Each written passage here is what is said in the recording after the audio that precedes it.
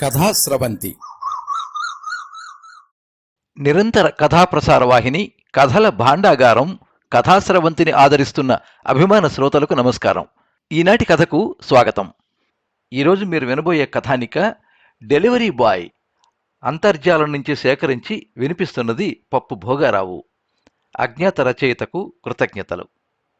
ఈ కథనం మీకు నచ్చినట్లయితే ఈ వీడియోని లైక్ చేయండి, మీ మిత్రులకు షేర్ చేయండి, మీ అభిప్రాయాన్ని కామెంట్స్లో తెలియజేయండి. మీరు మొదటిసారి ఈ ఛానల్లో కథ వింటున్నట్టయితే ఈ ఛానల్ని సబ్స్క్రైబ్ చేసుకోండి. పక్కనుండే బెల్ ఐకాన్ని తప్పకుండా నొక్కండి. ఈ ఛానల్ ద్వారా వినిపించే కథలు, కబుర్లు, వ్యాసాలు అన్నీ ఎప్పటికప్పుడు మీకు అందజేయబడతాయి.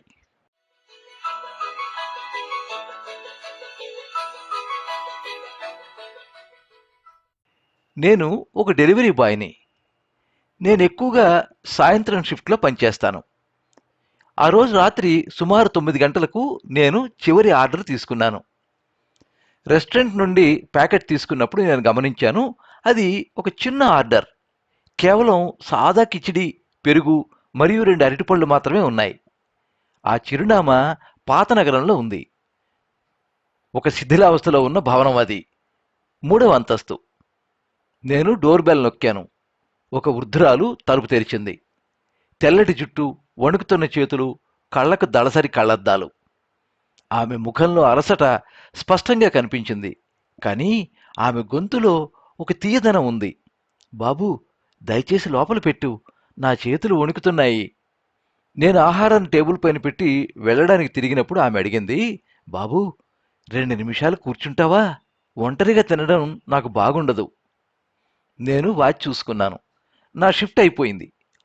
నేను కొంచెం అలసిపోయాను, కానీ ఎందుకో తెలియదు కూర్చున్నాను.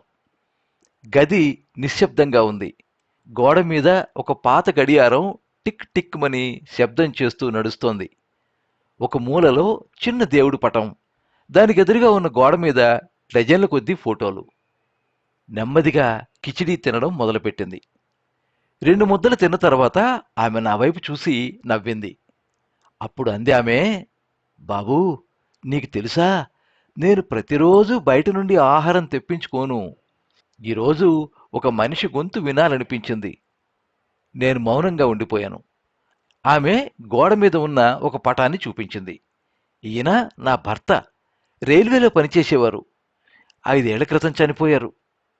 తర్వాత మరో పటం. వీడు నా కొడుకు. కెనడాలో ఉంటాడు. చాలా బాగా సంపాదిస్తున్నాడు. ప్రతి నెల డబ్బులు పంపిస్తాడు. తర్వాత ఆమె కాసేపు మౌనంగా ఉండిపోయింది. ఆమె నవ్వింది. కానీ ఈసారి ఆమె కళ్ళలో నీళ్లు తిరిగాయి. అదేంటంటే, డబ్బులు పంపడానికి ఆయనకి సమయం లేదు. అకస్మాత్తుగా గదిలో గడియారం టిక్ టిక్ శబ్దం చాలా బిగ్గరగా వినిపించింది. ఆమె మరో ముద్ద తిన్నది. ఈమె నా కూతురు. బెంగళూరులో ఉంటోంది. తన సొంత ప్రపంచంలో తను చాలా సంతోషంగా ఉంది. అలాగే ఉండాలి కూడా. పిల్లలు ఎత్తులకు ఎదగకపోతే, ప్రయోజకులు కాకపోతే ఇక వారిని పెంచడం వల్ల ప్రయోజనం ఏముంటుంది? ఆమె అలా మాట్లాడుతూ ఉండగా ఆమె గొంతు వణికింది. కానీ ఆమె ముఖంలో ఏమాత్రం ఫిర్యాదు కనిపించలేదు. కేవలం ఒక శూన్యం మాత్రమే. నీకు అమ్మ ఉందా? ఉంది. ప్రతిరోజు నువ్వు ఆమెకు ఫోన్ చేస్తావా? నేను మౌనంగా ఉండిపోయాను. అలసట, పని ఒత్తిడి, ఆ హడావిడిలో ప్రతిసారి రేపు చేద్దాంలే అని అనుకుంటూ ఆ పనిని వాయిదా వేసేవాణ్ణి. నా మౌనాన్ని ఆమె అర్థం చేసుకుంది. తల్లిదండ్రులు డబ్బును లెక్కపెట్టరు నాయనా. వాళ్ళు లెక్కపెట్టేది తమ పిల్లల గొంతుకులను మాత్రమే. అవి వినాలని తాపత్రయపడతారు. నా అంతరంగంలో ఏదో నిశ్శబ్దంగా ముక్కలైపోయింది. భోజనం పూర్తయింది. ఆమె కాస్త నీళ్లు తాగింది. ఆ తర్వాత తన పర్సులోంచి 500 రూపాయలు తీసి నా చేతికి అందించింది. ఇది టిప్ కాదు సుమా. నువ్వు నన్ను ఒంటరిగా తిననివ్వకుండా తోడున్నావు కదా, ఆ అరగంట సమయానికి ఇది వెల. నేను వెంటనే నిరాకరించాను. వద్దమ్మా, దీన్ని నేను తీసుకోలేను. ఆమె చిరునవ్వుతో, తీసుకో. ఈరోజు నువ్వు కేవలం ఆహారాన్ని మాత్రమే డెలివరీ చేయలేదు, నాకు ఒక మంచి తోడుని అందించావు. నేను ఆ డబ్బును తీసుకున్నాను. కానీ దాన్ని నా జేబులో పెట్టుకోలేదు. నా చేతిలోనే పట్టుకుని ఉండిపోయాను. నేను అక్కడి నుండి బయలుదేరుతుండగా ఆమె ఇలా అంది, మరొక్క విషయం, ఈరోజు ఇంటికి వెళ్ళగానే ఖచ్చితంగా మీ అమ్మకు ఫోన్ చెయ్యి. ఆ రాత్రి ఆ భవనం కింద నా బైక్ స్టార్ట్ చేయలేదు. ముందుగా అమ్మకు ఫోన్ చేశాను. అవతల వైపు నుండి అమ్మ గొంతు వినిపించింది. ఈరోజు హఠాత్తుగా ఫోన్ చేసావేంటి? అంతా బాగానే ఉంది కదా? ఆ మాట వినగానే నా గొంతు పూడుకుపోయింది. అవునమ్మా, నాకు కేవలం నీ గొంతు వినాలనిపించింది అంతే. అవతల వైపు నుండి కొన్ని క్షణాల పాటు నిశ్శబ్దం. ఆ తర్వాత అమ్మ ఇలా అడిగింది, భోంచేశావా? ఆ క్షణంలో రోడ్డు పక్కనే నిలబడి ఉన్న నేను వెక్కి వెక్కి ఏడ్చేశాను. ఆ రాత్రి తర్వాత నేను ప్రతిరోజు అమ్మకి ఫోన్ చేయడం మొదలుపెట్టాను. కేవలం అమ్మకి మాత్రమే కాదు, నాకు ప్రతి డెలివరీ కేవలం ఒక ఆర్డర్ మాత్రమే కావడం మానేసింది. కొన్ని ఇళ్లకు మందులు అవసరం, కొన్ని ఇళ్లకు ఒంటరితనం నుండి ఉపశమనం అవసరం, కొన్ని ఇళ్లకు ఆ నిరీక్షణకు ముగింపు అవసరం, కొన్ని ఇళ్లకు కేవలం ఒక ఆత్మీయ స్వరం అవసరం. ఇప్పుడు తలుపు తెరుచుకున్నప్పుడు నేను తొందరపడను. నేనా ముఖాన్ని చూస్తాను. నేనా స్వరాన్ని వింటాను. కొన్నిసార్లు నేను అడుగుతాను, అంతా బాగానే ఉందా? చాలామంది కేవలం అవును అని అంటారు. కొందరు చిరునవ్వు నవ్వుతారు. మరికొందరు ముఖాలు ఆ రోజంతా వారెవరితోనూ మాట్లాడలేదని నాకు తెలియచేస్తాయి. 2 నెలల తర్వాత అదే చిరునామా నుండి ఒక ఆర్డర్ వచ్చింది. నేను హడావిడిగా అక్కడికి వెళ్ళాను. వేరే ఎవరో తలుపు తెరిచారు. అది పక్కింటి ఆంటీ. ఆమె మెల్లగా ఇలా అన్నారు, అమ్మ పోయిన వారం కన్ను మూశారు. నేను కొన్ని క్షణాల పాటు ఆ తలుపు వద్దే స్థాణువులా నిలబడిపోయాను. నా చేతులు ఖాళీగా ఉన్నాయి.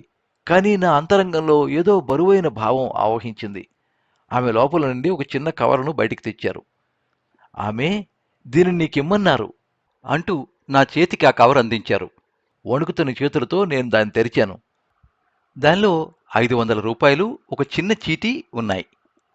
ఆ చీటీలో ఇలా రాసి ఉంది, నాయనా, నువ్వు దీనిని చదువుతున్నావంటే నేను వెళ్ళిపోయినట్టే. ఆ రాత్రి నాతో కలిసి భోజనం చేసినందుకు నీకు ధన్యవాదాలు. నువ్వు నాకు కేవలం ఆహారాన్ని మాత్రమే ఇవ్వలేదు, గౌరవాన్నిచ్చావు. నీ అమ్మకు ఫోన్ చేస్తూనే ఉండు. అమ్మ. ఈ రోజుకి ఆ 500 రూపాయలు నా బ్యాగులోని లోపలి జేబులోనే ఉన్నాయి. నేను వాటిని ఖర్చు చేయలేదు. ఎందుకంటే ఆ రాత్రి నేను మొదటిసారిగా ఒక విషయం అర్థం చేసుకున్నాను. ప్రతి తలుపు వెనుక కేవలం ఒక కస్టమర్ మాత్రమే ఉండరు. కొన్నిసార్లు అక్కడ ఒక అమ్మ ఉంటుంది. కొన్నిసార్లు అక్కడ ఒక నిరీక్షణ ఉంటుంది. కొన్నిసార్లు అక్కడ ఒక చివరి సంభాషణ ఉంటుంది. మనం అందరం మన సొంత ఆకలి దప్పులతో జీవిస్తున్నాం. కొందరికి అన్నం కావాలి, కొందరికి మందులు కావాలి, మరికొందరికి కేవలం 2 నిమిషాల సాన్నిహిత్యం కావాలి. మనుషులకు ఎప్పుడూ డబ్బు రూపంలోనే డెలివరీ అవసరం ఉండదు. కొన్నిసార్లు వారికి కేవలం ఆత్మీయత డెలివరీ అవసరం అవుతుంది. కథ ముగిసింది. కానీ నా గుండెల్లోని ఆ బరువు మాత్రం.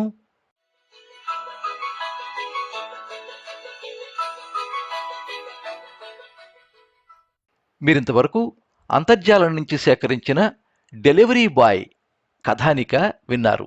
అజ్ఞాత రచయితకు కృతజ్ఞతలు. వినిపించినది పప్పు భోగారావు. ఎప్పుడు మీ అభిమానాన్ని కోరుకునే పప్పు భోగారావు. సర్వే జనాః సుఖినో భవంతు. కథా స్రవంతి